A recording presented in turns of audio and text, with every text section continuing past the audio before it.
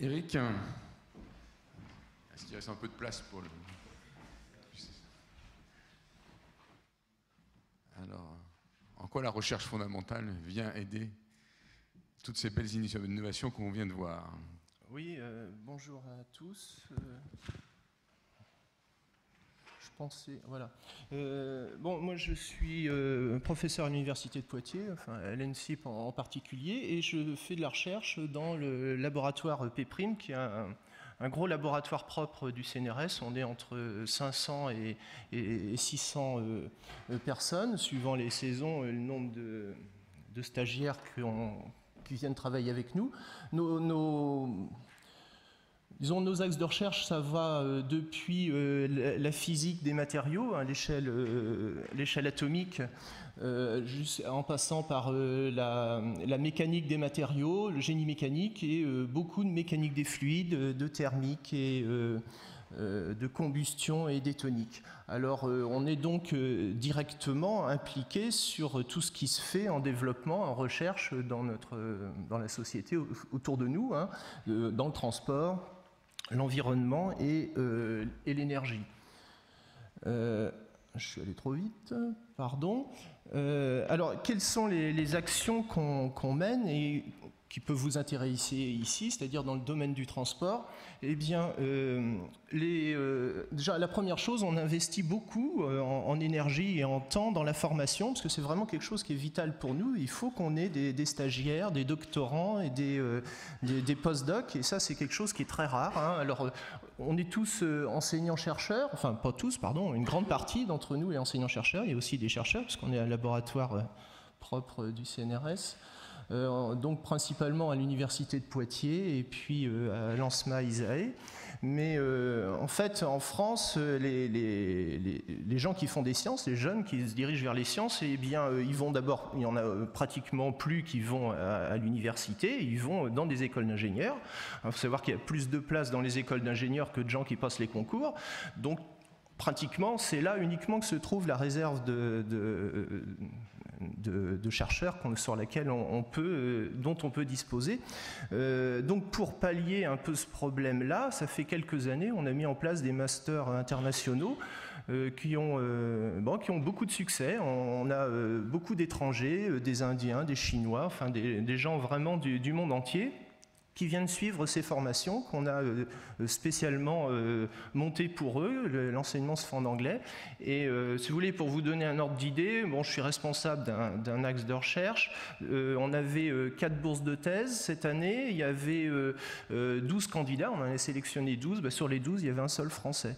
Bon, ça, c'est faut savoir que c'est comme ça, en France, que se fait la recherche. Alors, faut savoir aussi que depuis une dizaine d'années, la France, pas la seule, hein, la plupart des pays occidentaux a décidé de mener une politique de recherche par projet. Ça présente des tas d'avantages, ça présente aussi des inconvénients. Nous, notre métier, c'est de faire de la recherche fondamentale.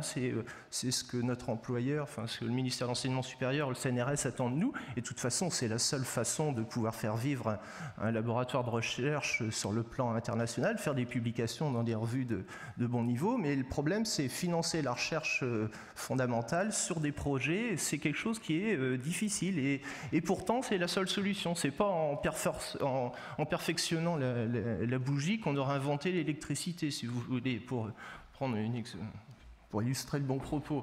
Alors, pour s'en sortir, eh bien, nous, on a depuis longtemps, hein, c'était même avant la création de l'Institut PPRIM, eh bien, on a établi des conventions avec des grands industriels ou des consortiums. Alors, pratiquement, j'en ai choisi 3 pour illustrer mon propos aujourd'hui. Il y en a d'autres, hein, donc avec le CNES, je vous en dirai un mot tout à l'heure.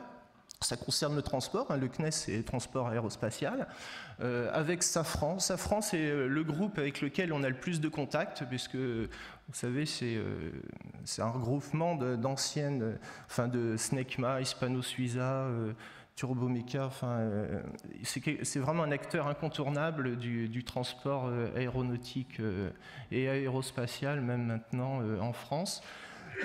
et dans le monde même, et aussi avec PSA à travers un programme Open Lab dont je vous dirai quelques mots.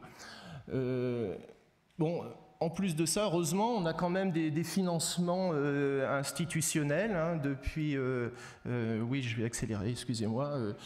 Avec, bon, dans le cadre du grand emprunt ou des contrats avec le Conseil régional Poitou-Charentes qui nous donne de l'argent, des choses comme ça.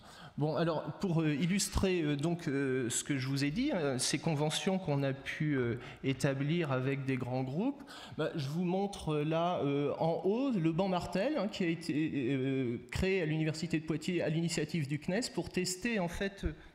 Je ne sais pas si j'ai un pointeur là-dessus. Oui, voilà, ça c'est le problème qu'ils avaient à l'origine à Kourou. Vous voyez, au démarrage, quand les boosters à poudre démarrent, eh bien ça introduit, il y a ce qu'on appelle des carnaux là, qui évacuent l'énergie sur le côté. Ici, on le voit, ça introduit des vibrations dans la coiffe de la fusée, donc il leur fallait une installation pour pouvoir essayer de comprendre ce qui se passait et de comprendre la physique du problème qui était complexe. C'était un problème a priori d'aéroacoustique, mais pas seulement. Donc ils ont investi fortement, vous voyez, cette installation. Et pour nous, c'était très intéressant parce qu'on a pu bénéficier d'une installation importante sur laquelle on pouvait mener aussi de la recherche un peu plus fondamentale et eux, ils pouvaient bénéficier de notre expertise et nos techniques de mesure principalement pour traiter ça. Autre exemple, là, très récent, c'est le banc Pergola qui a été financé principalement par Safran pour essayer de tester des nouveaux modes de propulsion, surtout des nouveaux combustibles. Hein. Jusqu'ici, les combustibles liquides, en tout cas dans les fusées, c'était surtout de l'atrazine. Ça va être interdit en 2020, je crois, en Europe. Il fallait trouver quelque chose, c'est très polluant. Et donc, ce banc-là a été financé spécialement dans cet objectif. Quelques autres exemples des moteurs à détonation tournante, ça c'est quelque chose qui est vraiment à la frontière, vous voyez, entre la recherche très fondamentale, c'est de la détonique, c'est quelque chose qui est compliqué, mais on espère pouvoir en tirer des avantages sur des moteurs, les moteurs futurs. Et voilà, l'Open Lab fluidique, dont je voulais vous dire quelques mots aussi, c'est PSA, dont vous n'êtes pas sans savoir qu'ils avaient des problèmes financiers il y a quelques années. Et pour remédier à ça, pour la partie recherche et développement, eh bien, ils ont décidé d'identifier en France et dans le monde, puisqu'ils ont ouvert aussi les Open Labs au Brésil, en Chine, en Suisse. Ils ont identifié des grands centres où il y avait une expertise qui pouvait les intéresser et ils sont engagés à mener avec nous et à financer de la recherche dans ces domaines bien identifiés. Donc à Poitiers, on a l'Open Lab fluidique. À l'origine, c'était principalement orienté vers l'acoustique et l'aéroacoustique, mais petit à petit, ça s'est élargi, c'est devenu un peu plus ambitieux. On a un ingénieur de chez PSA qui est sur le site, hein, au laboratoire, qui donc mène les recherches et puis surtout les encadre et les propose. Des exemples de recherche qui sont menés dans ce cadre-là, vous voyez, l'industriel, lui, il a un des problèmes. Là, par exemple, son rétroviseur, il siffle, il essaye de comprendre pourquoi, en fonction des géométries, des caractéristiques de son rétroviseur. Nous, on lui propose des modèles, et avec ces modèles-là, eh bien, il peut en déduire un comportement acoustique. Alors, ce qu'il veut, lui, ce qu'il voudrait, c'est un même taux de coefficient aéroacoustique, pour avoir à faire toute cette recherche qui coûte cher. Et nous, on travaille à ça, c'est-à-dire à lui proposer une méthode relativement simple à mettre en œuvre, mais qui lui permet d'alimenter ses modèles et donc faire beaucoup d'économies sur le développement de ces véhicules. Il faut savoir que le développement des véhicules, c'est toujours d'abord les designers qui décident, et puis après, c'est les aéroacousticiens qui essayent de se débrouiller pour faire en sorte que les rétroviseurs sifflent pas, etc. Je pourrais vous en parler longtemps, hein, mais je vois que le temps passe. Dernier exemple sur lequel on travaille en ce moment avec PSA, c'est jusqu'ici dans un moteur de voiture classique, même les moteurs de 2020 hein, qui sont en ce moment en train d'être testés chez les constructeurs. Eh bien, on sait parfaitement la quantité de carburant qui rentre dedans, mais par contre la quantité d'air, hein, le comburant, ben ça on ne sait pas. Enfin, on sait vaguement. Et vous voyez, là on a comparé le débitmètre qui existe en ce moment dans à peu près tous les véhicules dont vous pouvez disposer. Ces performances, vous voyez, c'est en bleu ici. Et puis en rouge, un prototype qu'on a développé à partir de recherches qu'on menait, qui était là sur la table chez AP Prime et qu'on a identifié immédiatement comme pouvant résoudre le problème posé par l'industriel. Bon, c'est peut-être un peu technique hein, pour que je vous explique pourquoi ça marche beaucoup mieux. Enfin, je le ferai avec plaisir, mais de toute façon, je vois que le temps est achevé. Voilà, je vous remercie de votre attention. Merci beaucoup.